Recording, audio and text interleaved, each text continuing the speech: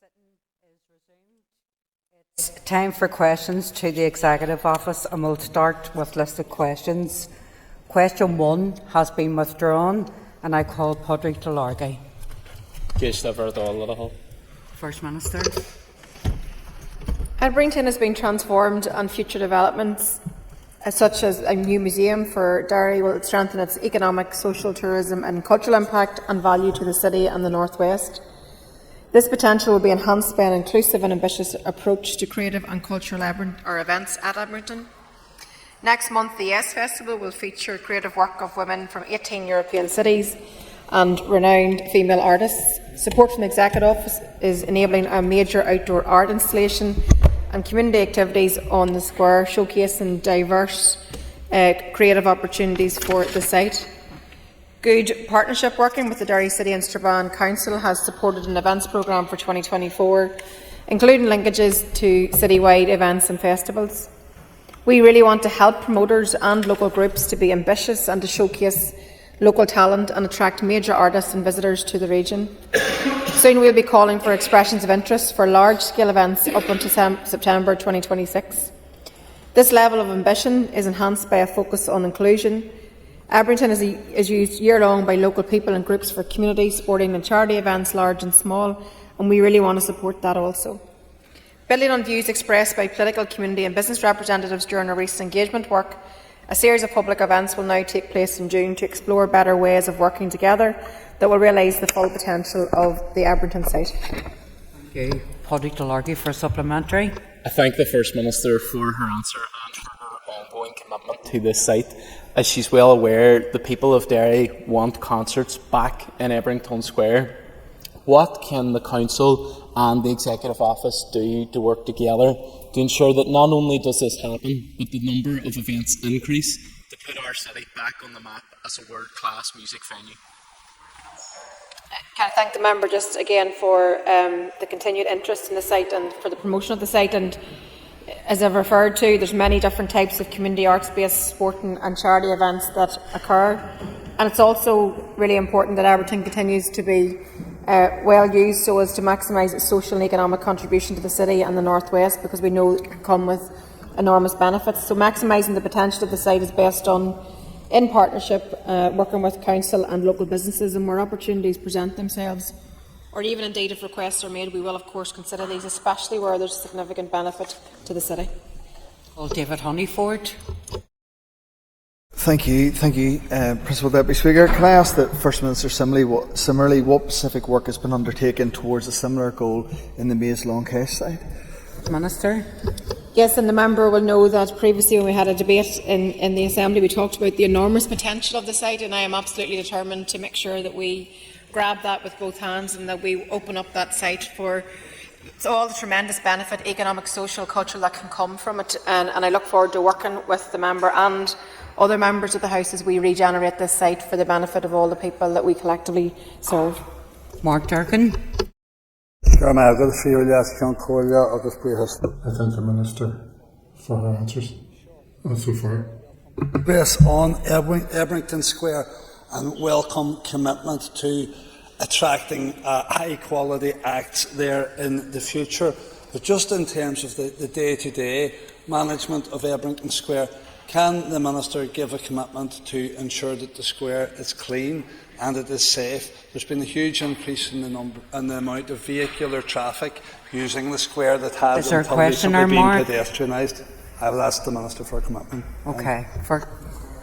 Thanks to the member again. I know he's passionate about the site, and we want to work with the council. We want to work with our partners to make sure that we do maximise the potential on the site.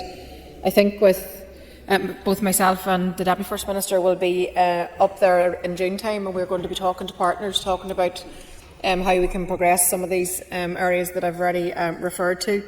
But if we're going to open up the site more, bring in more events, do so in partnership. It's important that obviously the site's inviting, that it's somewhere that people will want to go and spend some time, because the benefits that will bring to the wider North West, I think, are very clear for us all to see, particularly in terms of the impact on local communities. Colin Mallister. First Minister.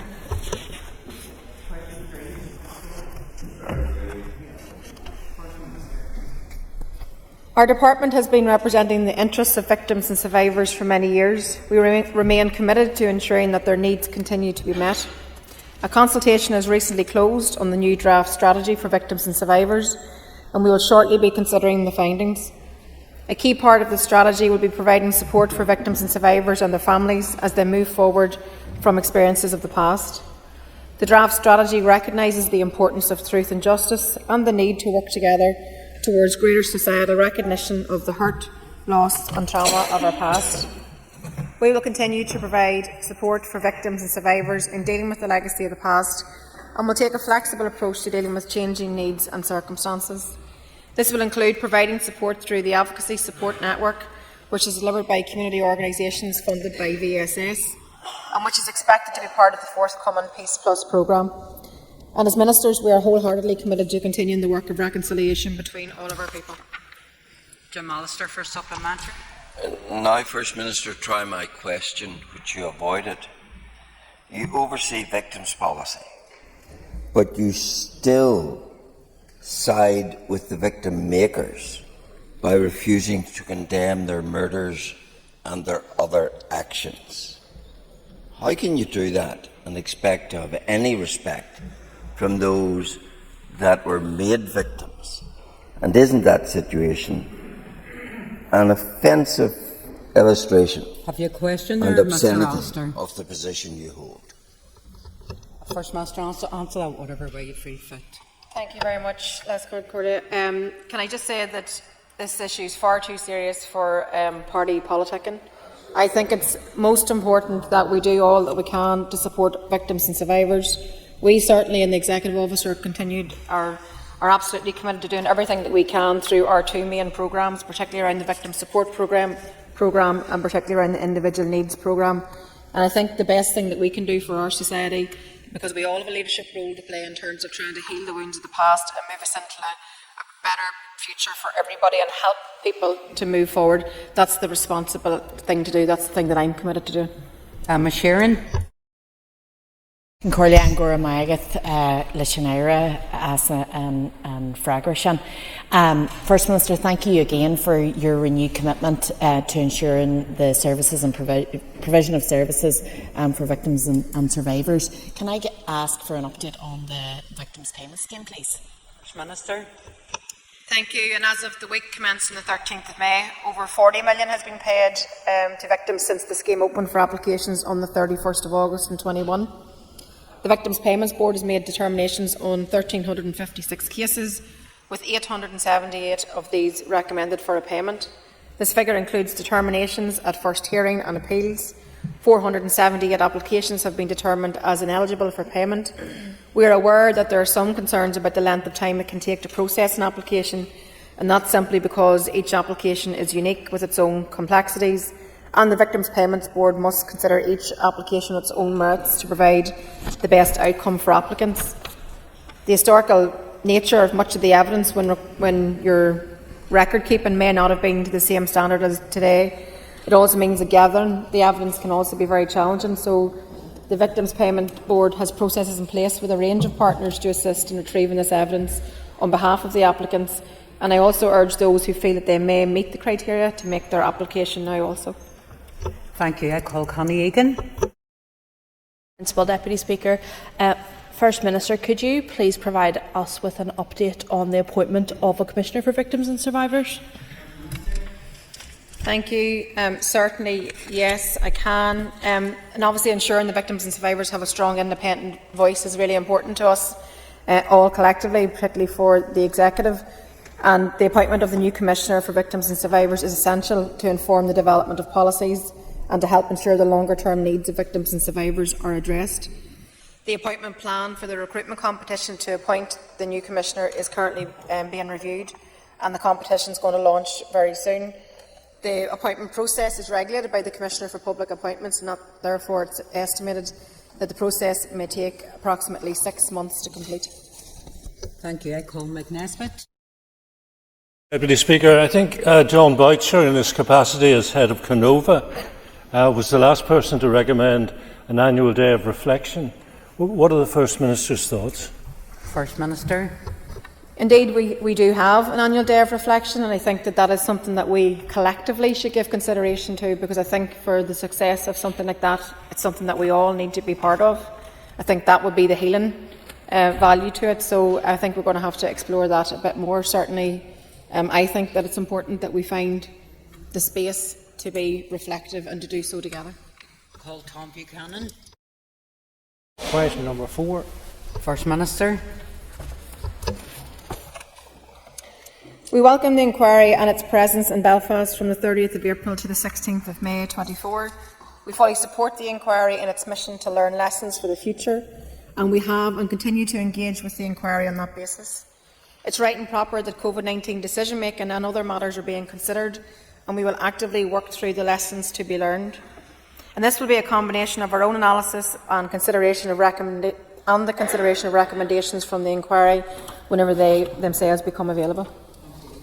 Tom Buchanan for supplementary. Thank you. And in relation to learning lessons, has the Minister's Department any plans or considering putting any contingency plans in place to deal with another similar pandemic should one arise in the future?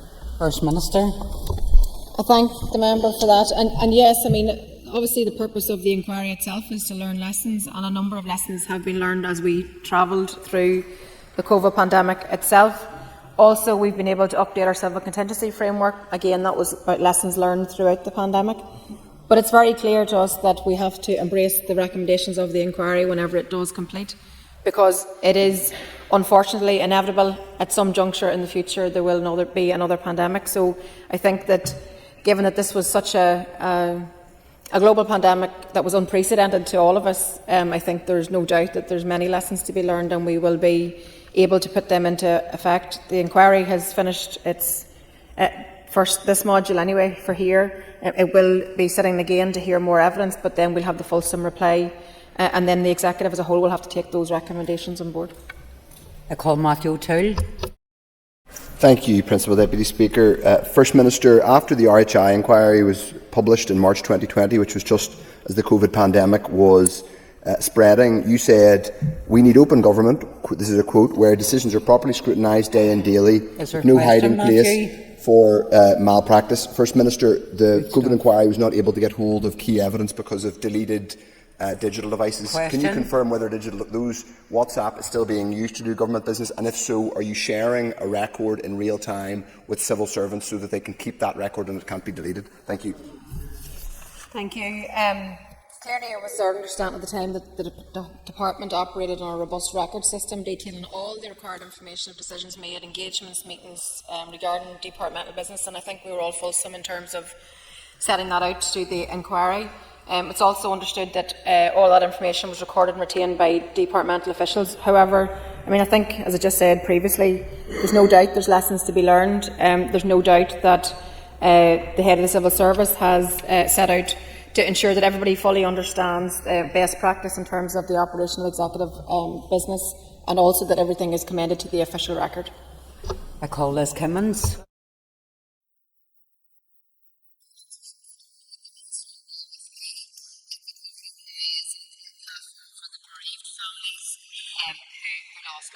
During the pandemic, and that lessons must now be learned right across all departments. Yes, and I think that's what we know right at the heart of the inquiry. So I absolutely agree with the member, and our thoughts will always be with those loved ones during this most challenging and horrific and difficult period that they lost so much. As I've said, we fully supported the inquiry and its mission to learn lessons for the future, and we will continue to engage with the inquiry on that basis. It's absolutely right and proper that the COVID-19 decision-making and other matters that are being considered will be taken on board, and we'll actively learn lessons which will complement what we have brought forward in terms of our own analysis, but obviously the inquiry will also have recommendations to make. I call Peter McReynolds. First Minister for her answers so far. Given the evidence that the absence of the institutions caused considerable harm to preparations for the pandemic, what steps will be taken in the coming weeks towards meaningful institutional reform?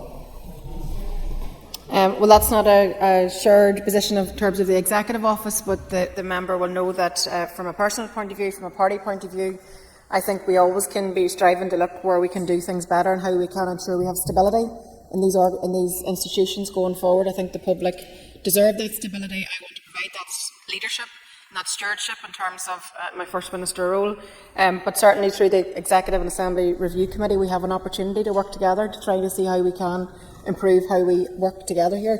And let's do so with the good intention of making sure that this is a permanent fixture, and particularly in these times as we go through election contests with the Westminster election being called, I would call for steadiness in terms of the Assembly and Executive. I want us to continue to do our job here. We've made good strides forward in terms of making some progress in the early days, and I want us to keep continuing that work. Steve Aiken. Minister, for her remarks so far. Minister, you're probably aware of the statutory ministerial code, where it talks particularly about accountability and openness. Could the First Minister say if she and the Deputy First Minister are going to institute an independent review of the retention of data, which was again is something is raised by both the RHI inquiry and now by the COVID inquiry as well?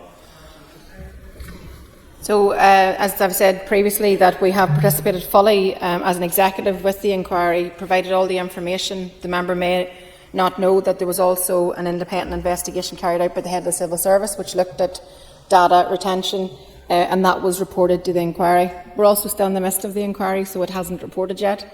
It's finished its last 3 weeks here, but it will be looking also at the issue of care homes and other elements of the pandemic response, and then we'll have a fulsome report. But in the meantime, I'm content that the head of the Civil Service conducted that independent review.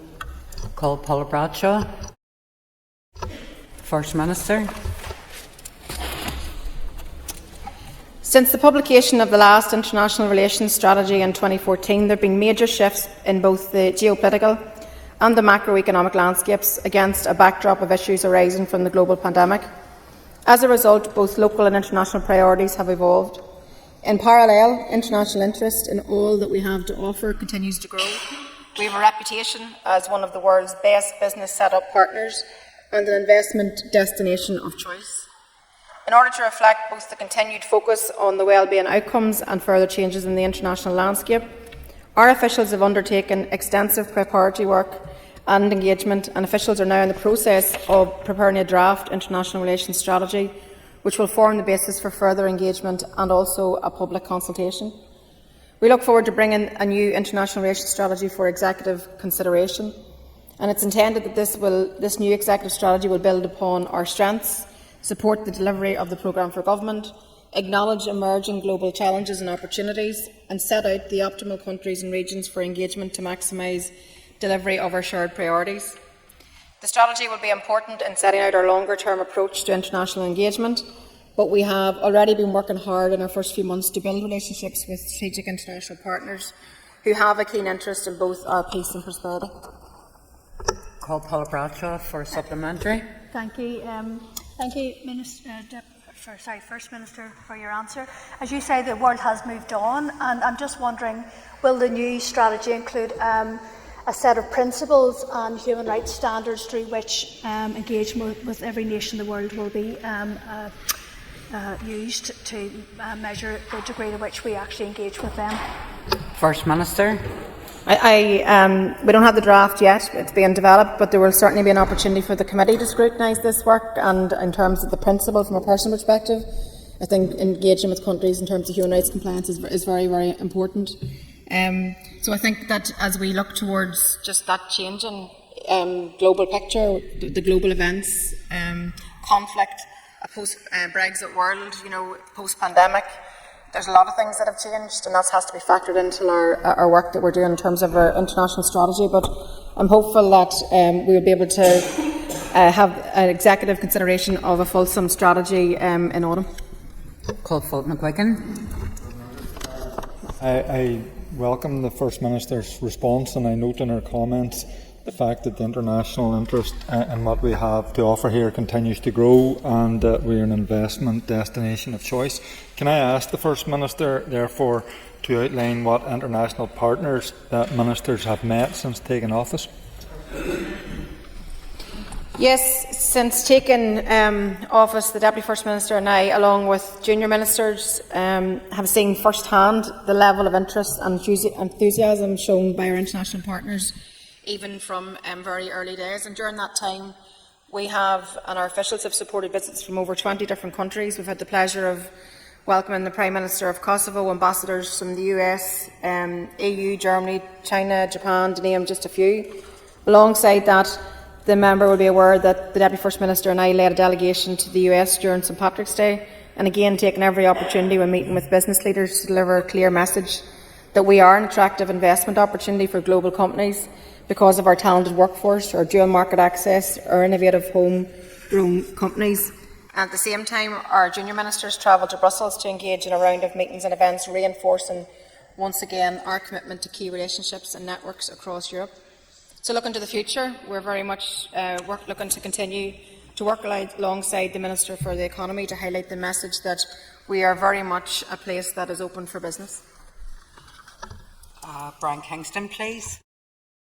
Madam Principal Deputy Speaker, and following on from that question, as the First Minister will be aware, the Northern Ireland Executive currently has a presence in Belgium, in China, in the United States of America.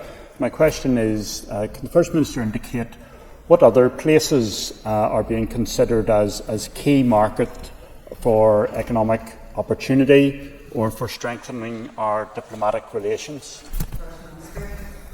I thank the member for that. I mean, as I said, we're going to take every opportunity to promote this place overseas, and we have the 3 bureaus, which are really, really important in terms of being there to support our access into those key markets and facilitating our engagement with the EU, its institutions, and with wider Europe.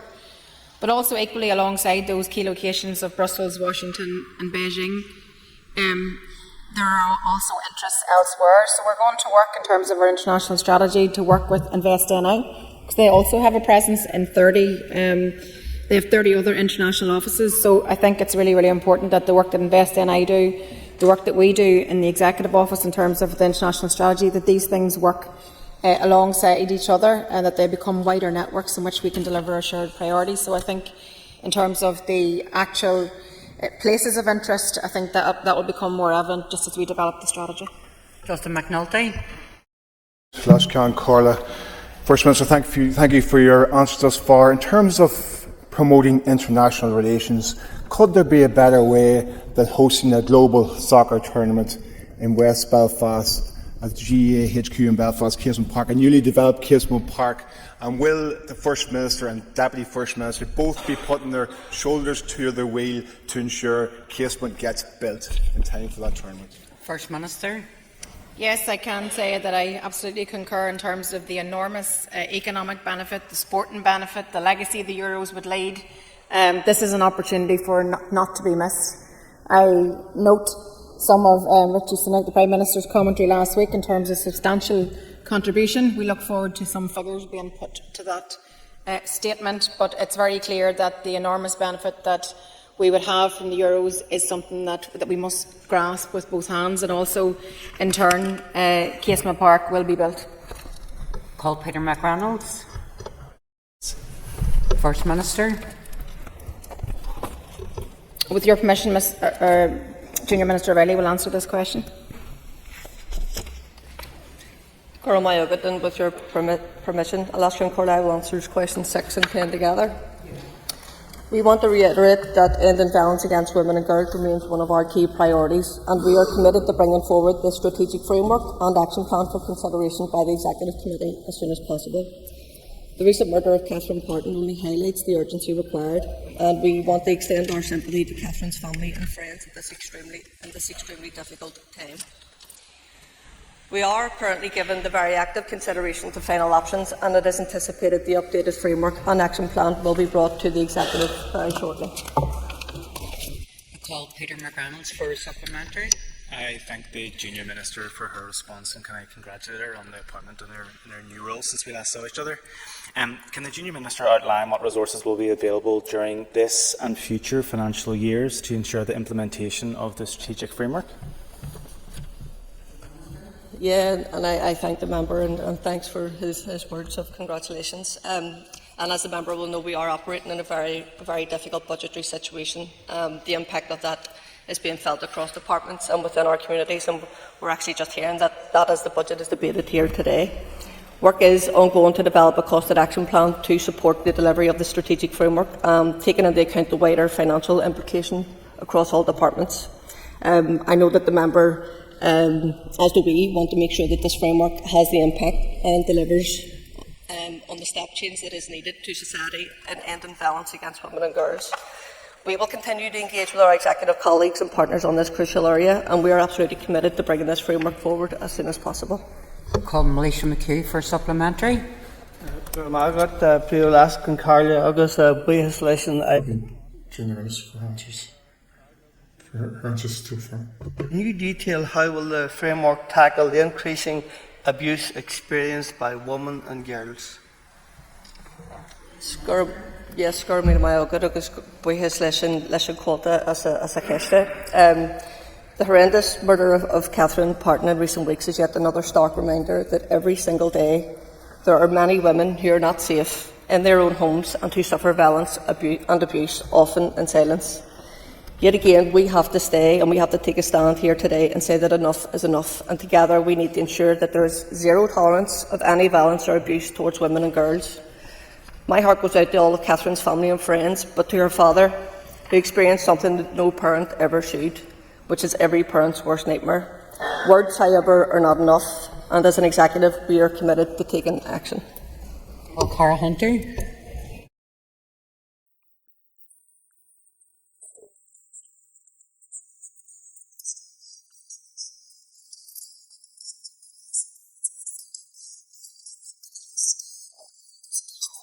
If you will ensure that this funding is provided. Junior Minister. First of all, I thank the member for her question. Just regarding the funding cuts to the budget of the Women's Aid Federation, the need to ensure services for victims, deliver a consistent trauma-informed response across a diverse range of needs, and that also includes access to funding and resources. We absolutely acknowledge the good work being carried out by delivery partners, and that includes Women's Aid in very, very challenging circumstances. And as I said before, we will continue to engage with our executive colleagues in relation to funding for Women's Aid Federation and other delivery partners. I call Daniel McCrossan. Thank you, Madam Deputy Speaker. Question 7, please. First Minister. The member will now be aware of the written statement which we made to the Assembly on the 23rd of May on the Executive's legislative programme. This sets out the bills which, subject to executive agreement on the substance of each proposal, ministers intend to introduce to the Assembly before the end of the calendar year.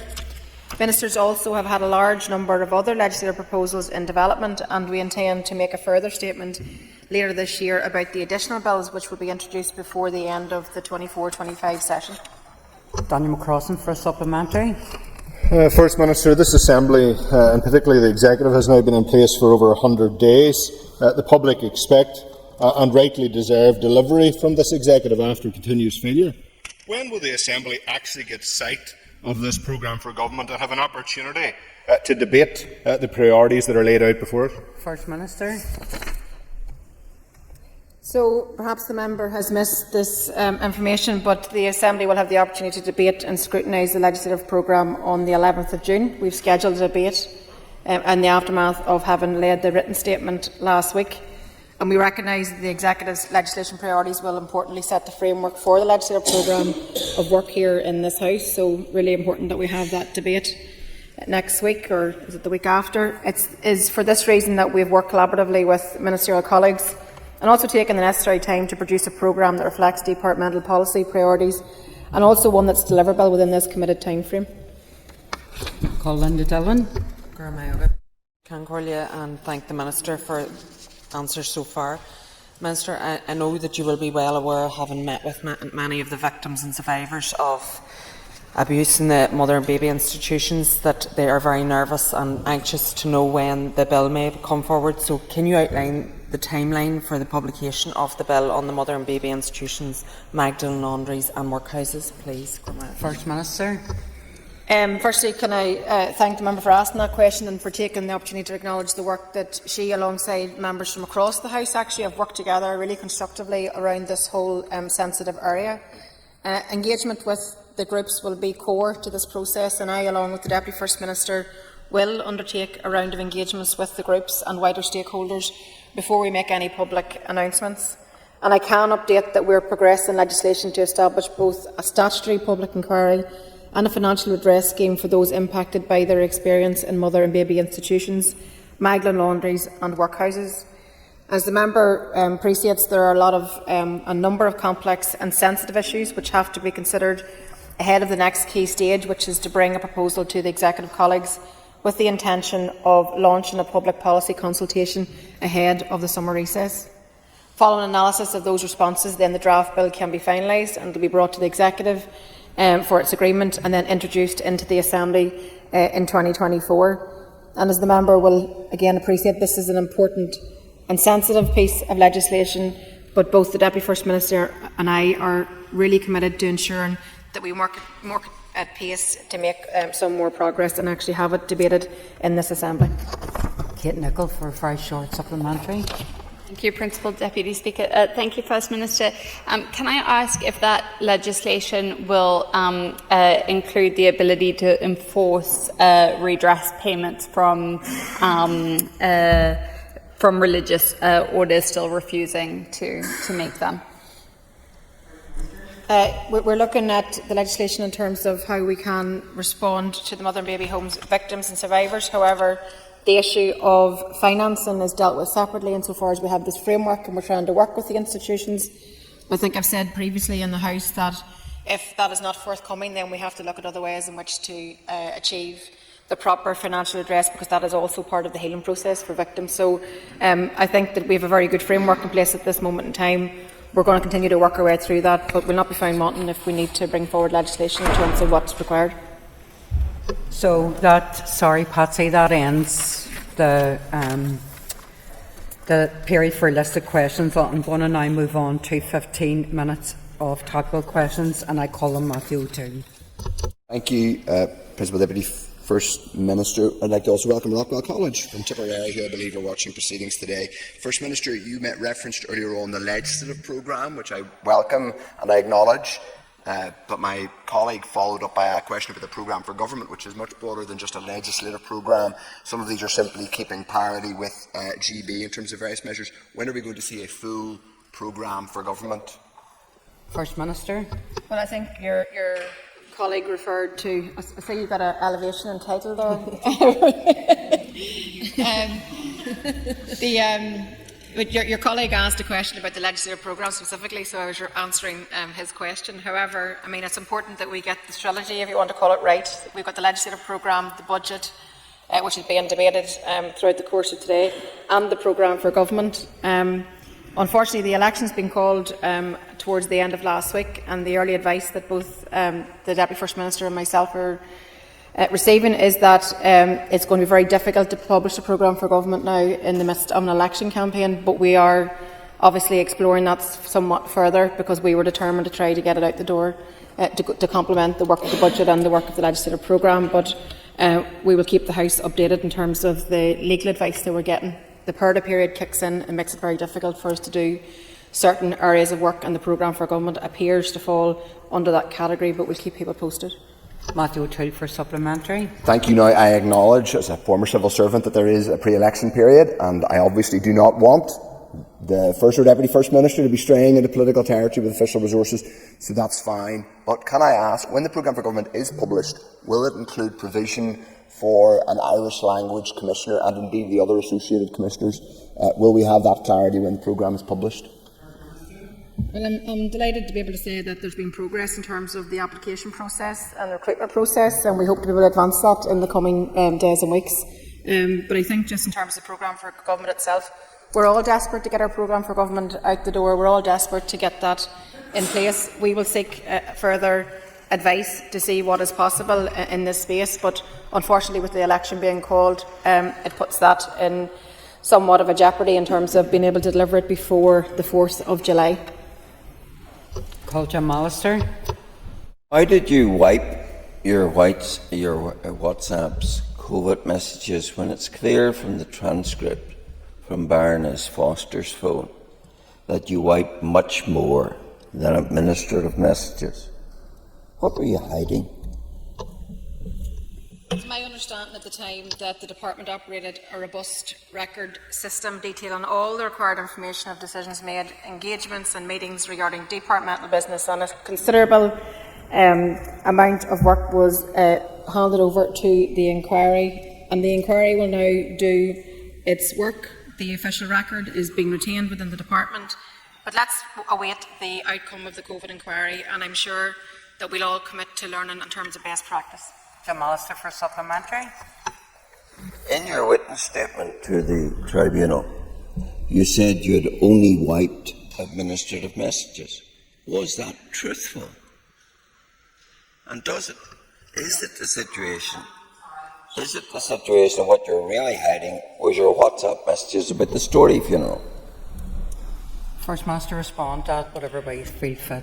Thank you. I don't expect anything less from the member, only messing and nonsense. Look, I think it's important that whenever it comes to the COVID inquiry, that we're all committed to learn lessons. I believe, as I said in the inquiry itself, I believe that all 5 parties of the executive worked very hard through an unprecedented time, an unprecedented global crisis, to try to get people through to the other side.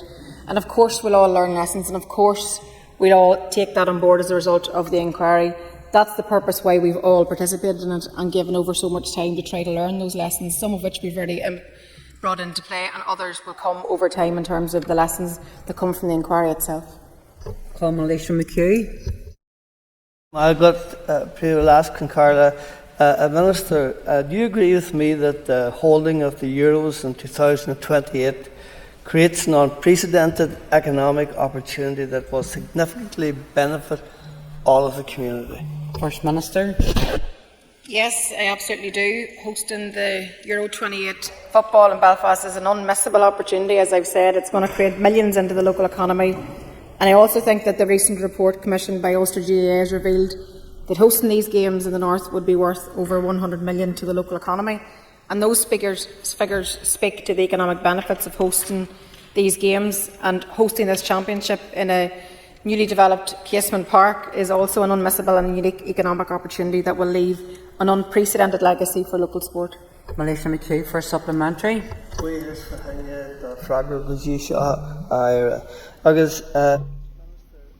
Will you commit to doing all that you can to ensure the Euro 28 bid is successful? Yes, I believe such opportunities can't be missed, should not be missed, and of course I will continue to do all that I can to ensure that we have a state-of-the-art stadium that's fit for purpose, and that the Euro 28 bid is a success that everybody wants it to be, because I genuinely believe that is the case. And we now just need to see an end to the dithering, and we need the British Government to deliver its commitment to provide funding for the stadium, and without any more delays. Call Doug Beattie. First Minister, amendments to the Ministerial Code to incorporate changes made by the Executive Committee Functions Act 2022 were agreed in 2020 were agreed in February 2022. Notwithstanding 2 years of this place being down, can I ask the First Minister, when are we likely to see the new or amended Ministerial Code?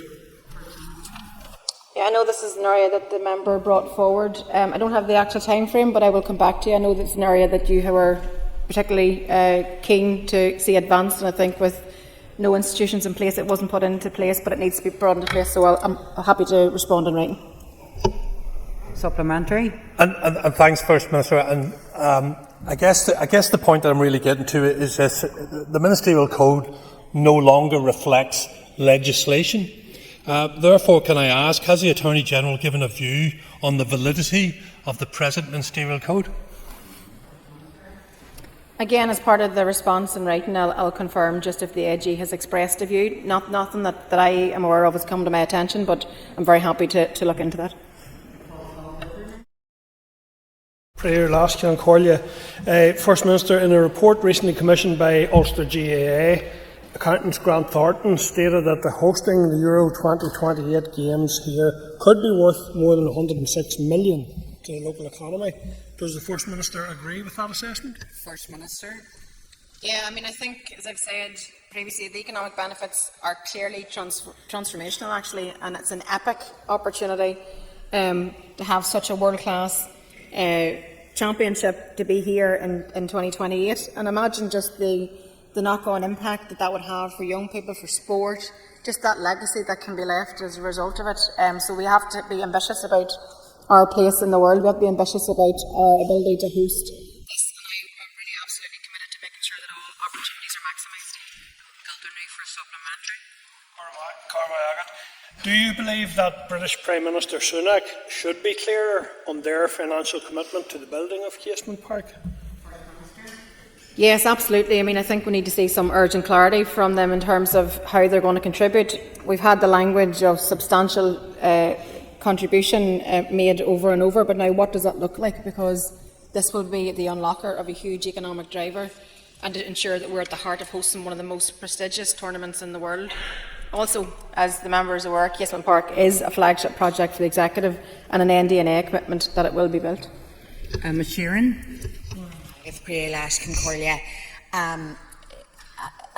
Pre-Waira, I'm sure, like myself, you have seen over the weekend the horrible images that have flooded all of our screens from Gaza. Do you agree with me that Israel's barbaric attack on a refugee camp full of displaced Palestinians is another example of why we need a complete and total ceasefire in Palestine? First Minister. I'm speaking personally in this regard, but there's no doubt that over 1 million Gazans are sheltering in Rafah with absolutely nowhere to go.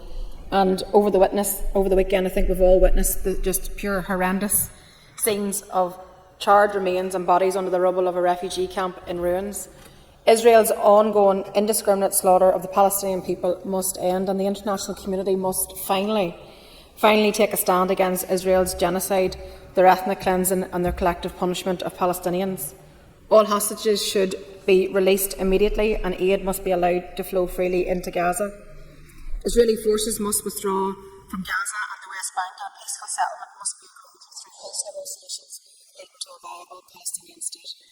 I'm sharing for supplementary. Yes, leis an éire bhaine an freigrisian, First Minister, you've outlined the need for a total and unequivocal ceasefire. Do you agree with me that the Irish state's eventual recognition of the Palestinian state is a very good first step and historic moment in terms of our support for the Palestinian people? First Minister. Yes, again, and speaking personally, of course, I absolutely do. I think this is an historic moment for the people of Ireland and for Palestine, and I commend the efforts of all those people at home and across the international community who have campaigned for this outcome for years. But there's no escaping the fact that the international community must come together and must finally take a stand against Israel's genocide, their ethnic cleansing and their collective punishment of Palestinians, and also to work to deliver a peace settlement that leads to a viable Palestinian state. Call Connie Egan. Madam Principal Deputy Speaker, First Minister, last week the Northern Ireland Affairs Committee published a letter to the Secretary of State which showed that the UK Government would be willingly in breach of the Good Friday Agreement if there was a withdrawal from the European Convention of Human Rights. What's your assessment of this and how will you act to ensure human rights are protected in Northern Ireland? First Minister. Again, as the member will be very aware, we're all aware who are elected to this place that human rights underpins our Good Friday Agreement and our peace agreement, and it's vitally important that it is respected and upheld. We are now in an election period. What comes out the other side of that? Perhaps some of the damage that's been inflicted by the Tories over the past 14 years could be reversed. But I think that it's very important that we stand very firmly in defence of our own peace agreement and the human rights implications that underpin it. Connie Egan for supplementary. Thank you, First Minister. Will you commit to delivering a Bill of Rights in this mandate, as was committed to in previous political agreements? First Minister. Personally, I can say that yes, I'm absolutely committed to a Bill of Rights. Unfortunately, there has been political barriers to that being achieved, but I think that those of us that are wanting to bring that about should work together to do so. I call Sinead Ennis. Principal Deputy Speaker, First Minister, this year already too many families have experienced untold hurt heartbreak and loss as a result of the non-upgrading of the A5 road. Can you confirm that the A5 remains a flagship executive priority and a flagship executive project? First Minister. Yes, the A5 is, as the member rightly says, one of the most dangerous roads in our island and has been the scene of heartbreak for far too many families. Delivering the transformation of the A5 road will save lives and make this road safer for everybody. It's so deeply frustrating that continued legal challenges have held this vital project up and stalled the delivery of a first-class road from the North West to Dublin.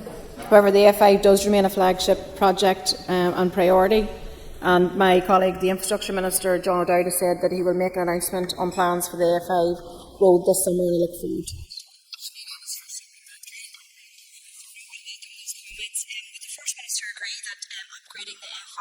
Should be a priority for Ministers North and South, and that work to upgrade the A5 should start sooner rather than later? Yes, I mean, upgrading this road is a priority for the Executive and also for the Irish Government, who recently committed £600 million towards the project. The level of tragedies and road deaths on the A5 are both a statement and a challenge that we need to urgently upgrade this dangerous road to save lives now and to help ensure that no other family suffers this heartbreak. This is a key infrastructure project which will transform lives for the better for everyone. This project will save lives, so we now need to move forward and get the road built. Collier, the tourism sector is a huge driver for economic growth, and particularly so in my constituency of Fermanagh and South Tyrone. Does the First Minister agree that growing prosperity and delivering regional balance is an important outcome from a future programme for government? First Minister. Yeah, I think it's important and essential that all of our communities share in the benefits of prosperity, and that's why it's essential that we deliver on sort of the key infrastructure projects such as the Narrowwater Bridge, the A5, the A29 road schemes, as they will enhance mobility and connectivity communities, whilst also delivering on the expansion of Ulster University at Magee, maximising the potential of the Euro 28 bid. All these things, I think, are solid foundations in which to build our economy in a balanced way, because I think regional imbalance has been a factor for far too long, and I think we have an opportunity to turn that around, particularly with the vision for the economy which Conor Murphy had set out previously in terms of making sure that prosperity is felt across the board. Thank the Minister for her answer, and I'd like to take this opportunity as well to invite her and the Deputy First Minister to visit Fermanagh and South Tyrone to see our wonderful tourism offering in the coming period. Thank you for the invitation, and I'm sure that and hope that both the Deputy First Minister and myself will be in a position to visit Fermanagh and to see at first hand the wonderful tourism offering across the county, and we hope to do that in the coming period. Paul Alexason. Thank you, Madam Principal Deputy Speaker. Could I ask the First Minister to outline what measures are in place to ensure that the Central Good Relations Fund is distributed to groups across all constituencies fairly? I think it's very, very important that good relations funding is distributed very fairly, and that we have a very open and transparent process in terms of how applications are assessed and then obviously awarded funding. It's also subject to an equality impact assessment as the normal procedure in terms of the programme itself. No doubt that there's going to be a challenging budget period ahead for us, but there's really good work that's been done across TBUC, CIT, the FICT work and UV work. So I think there's a lot of good pieces of work there, but a quality impact assessment underpins them all. So, sorry, that ends. Sorry, Alex, no more time left. If members would mind taking their ease, do we change the top table? Thank you.